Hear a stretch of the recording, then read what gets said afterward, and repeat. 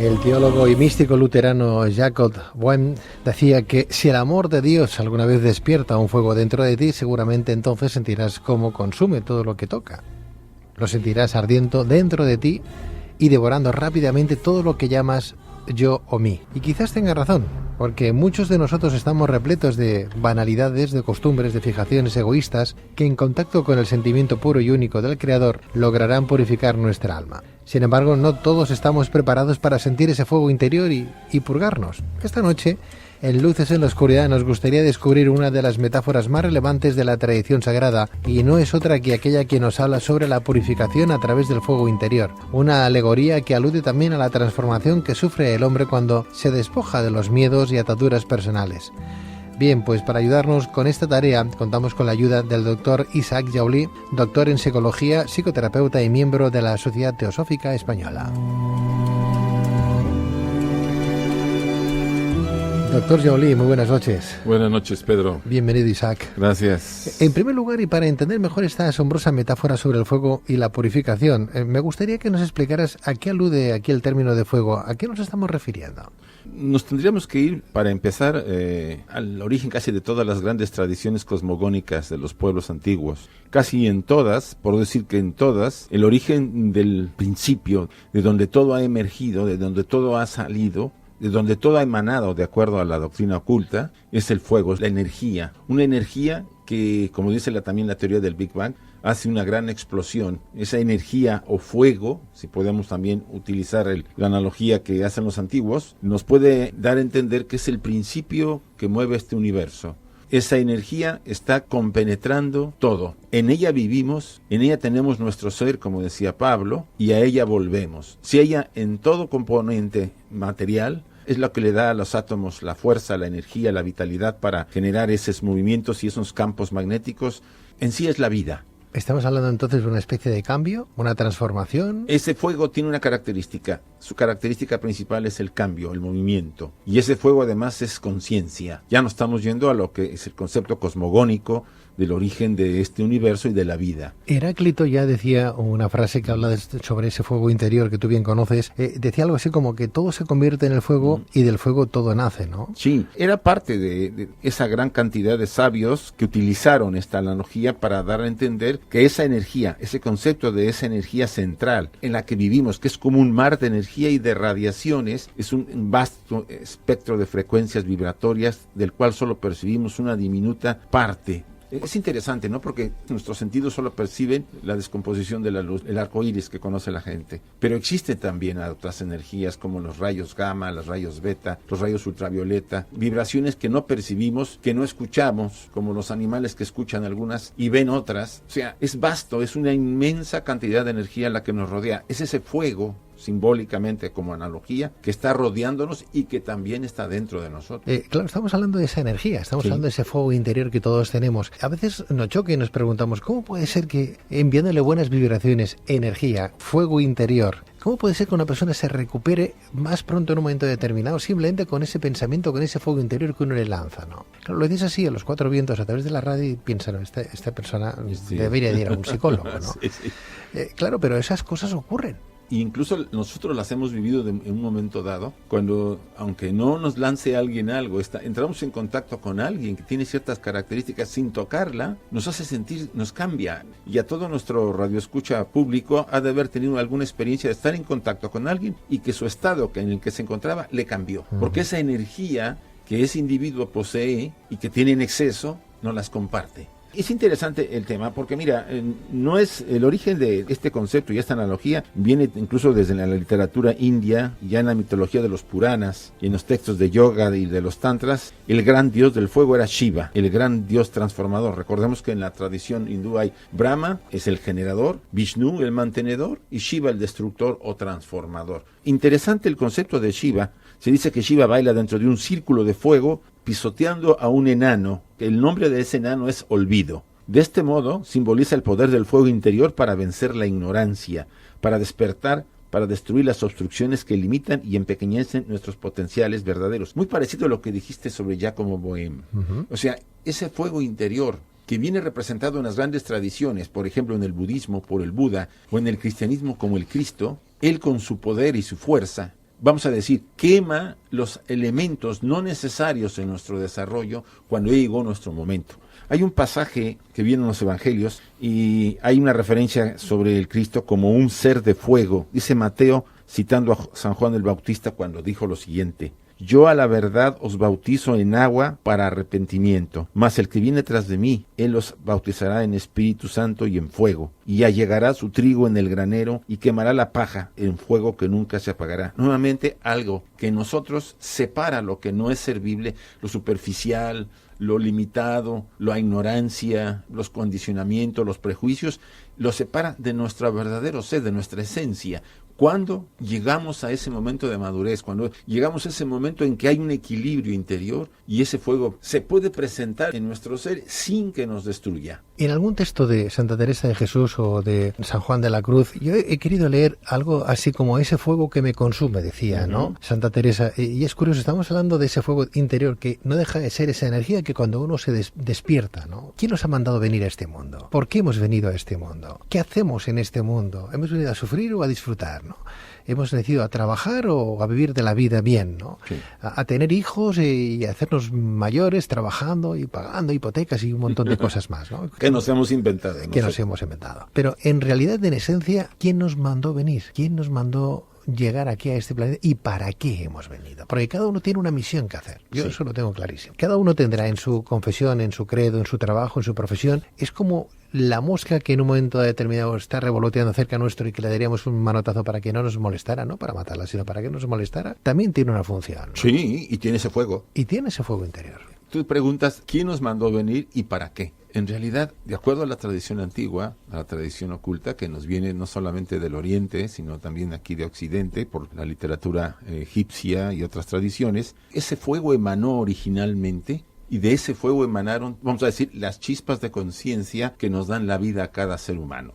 Dice la tradición oculta que en un principio emana esa energía, viene del absoluto, de aquella oscuridad entre comillas, ¿sí? Como dice la teoría del Big Bang, ¿no? De repente en ese espacio vacío surge un centro de energía y esa energía se dilata y se produce una gran explosión. La tradición dice lo mismo, más que es 3 o 4 mil años más antigua que el descubrimiento de la ciencia.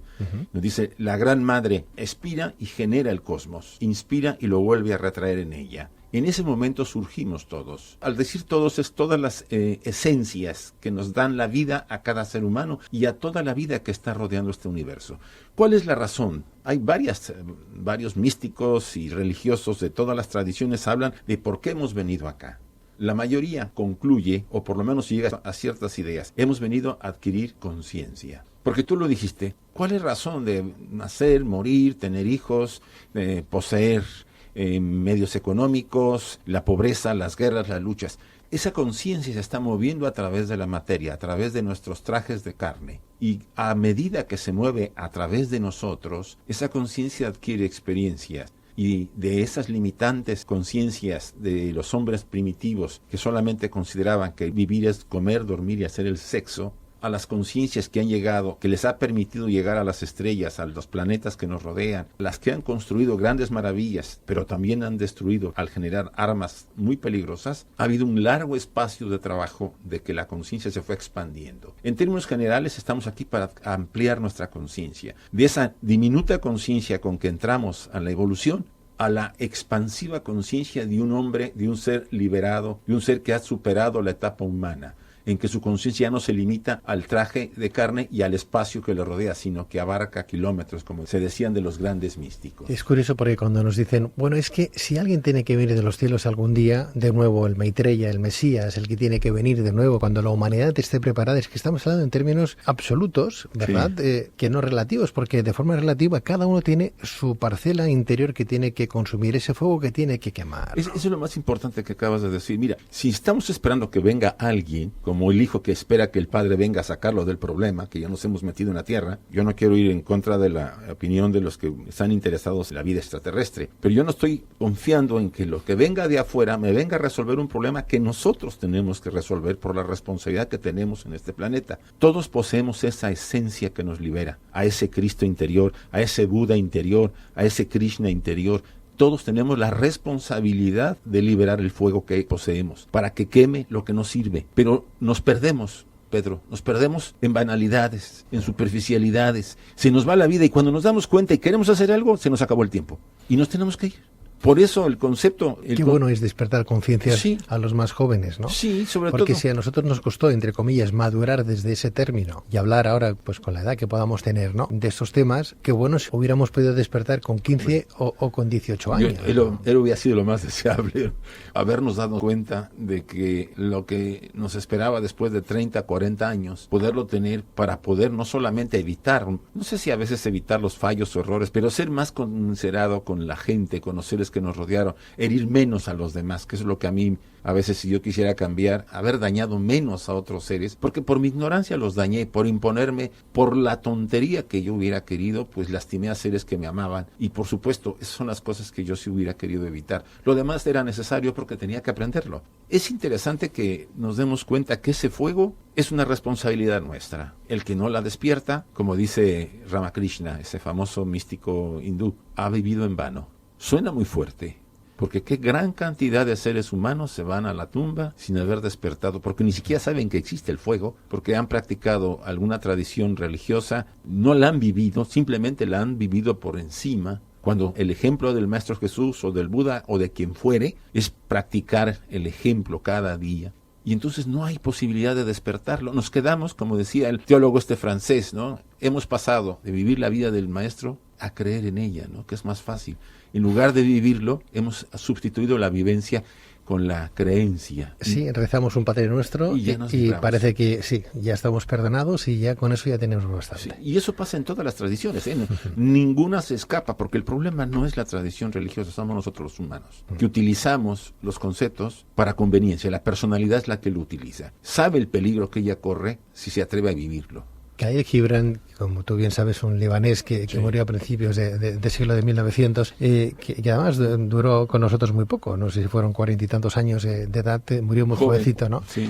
Él ya decía en sus textos, como por ejemplo en El Profeta, que seguramente conoces, decía que no tenemos nada en esta vida, no somos dueños de nada, ni tan siquiera de nuestros hijos, ¿verdad? Alguien decía, el traje que tengo físico me lo dieron a administrar, y debo administrarlo lo mejor que pueda, porque lo tengo que entregar. Algún día alguien va a decir, a ver qué hiciste con el traje, a ver qué hiciste con los talentos, recordando la parábola, a ver qué hiciste con las oportunidades, las pequeñas cosas que pudiste haber hecho y que por superficialidad, flojera, indiferencia, pasividad, las dejaste pasar y dejaste pasar las grandes oportunidades. Qué pena, qué banales que somos a veces, ¿no? Que a veces nos perdemos en una tontería y... Hay cosas más profundas a donde caerse, ¿no? Y yo no digo que no disfrutemos, disfrutar un paisaje, irte a la playa, irte de vacaciones al campo. O sea, todo está para ser disfrutado, pero no solamente con los sentidos, sino con el alma.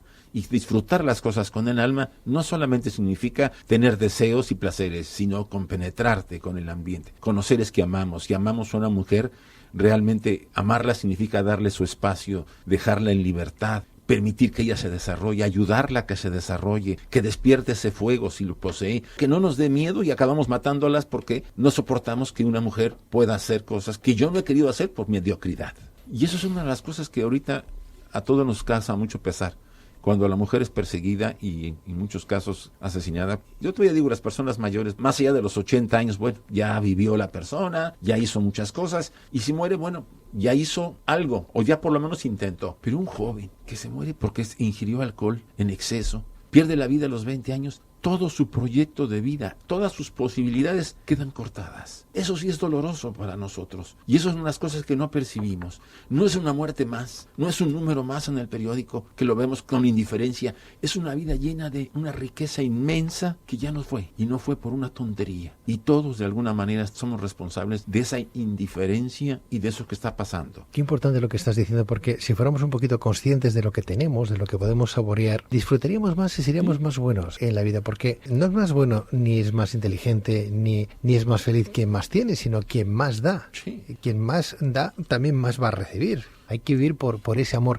Estamos hablando de ese fuego interior que muchas veces uno puede compararlo, a veces por lo doloroso del asunto, porque claro, cuando llegamos a despertar ese talento, ese fuego interior, esa energía interior, ¿no?, que Nos está como despertando ese kundalini que comentábamos, ¿no? Sí, Esa serpiente. Sí. Esa fuerza que hay en nosotros, que nuestra Esa Madre fuerza. Tierra, a través de nuestra Madre, la hemos recibido. Uno piensa que, bueno, es como si fuera el purgatorio. Vamos a utilizar el parangón, ¿no? A veces son cosas dolorosas. ¿Y dónde está el purgatorio? Pues a lo mejor lo tenemos que vivir dentro. ¿El cielo y el infierno dónde está? Bueno, pues el cielo será sublime si haces un acto bonito y ves en cierta manera una cierta recompensa o correspondencia por el acto que acabas de hacer. Desde perdonar la vida a un animal, por ejemplo, hasta ayudar a una persona que lo necesita, ¿no? Ejemplo, Una sonrisa de alguien que ves que se está marchando y que se agarra a ti y te está diciendo gracias por esta ayuda a acompañarme en mi último momento. No o sé. un consejo. Un consejo de un algo. amigo. Sí, yo creo que las oportunidades las tenemos. Y el gran tema es que a veces pasamos, en el pasaje de Parsifal, cuando está él viendo en el castillo del Grial,